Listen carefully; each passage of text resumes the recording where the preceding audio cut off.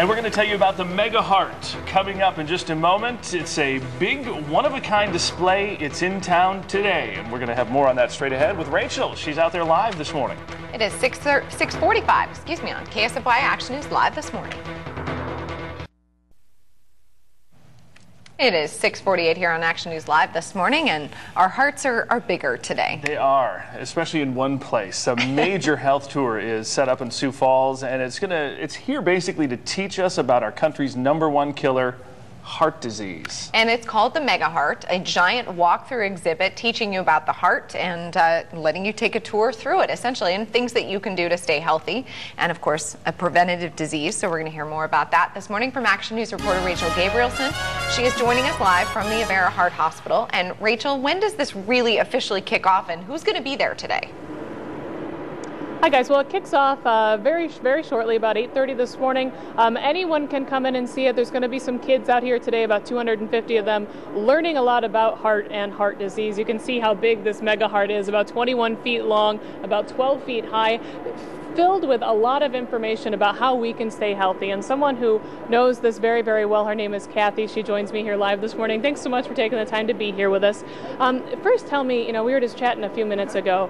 You actually had to get a valve replaced, and it started really suddenly. So take us through what that was like. It did. One night when I was babysitting, I just was unable to breathe and had to call an ambulance. And that incident resulted in getting my mitral valve replaced, and that's a little popping valve that's within your heart that keeps you healthy and all that. So got that replaced, but then I had progressed into congestive heart failure. My heart, while my mitral valve was failing, had become enlarged, and ultimately they told me that heart transplant was a possibility, which are strange words to ever hear. You don't anticipate that. So I was listed and waited 26 months and got the call, and that's an exciting experience. And that heart transplant took place just 3 years ago this month. So it's been very successful, and I'm thrilled that those opportunities are out there. And you were telling me that your whole family came out there for that transplant and really came together, which is so nice. Tell people at home this morning, why come out and learn about this? Why do the screenings? Why take this kind of seriously? Because it can happen without warning. That's right. It often does happen without warning. I just think to come out and number one, become familiar with our facility. It's a wonderful, wonderful thing to have in Sioux Falls. We do the screenings here, and they are extremely reasonably priced.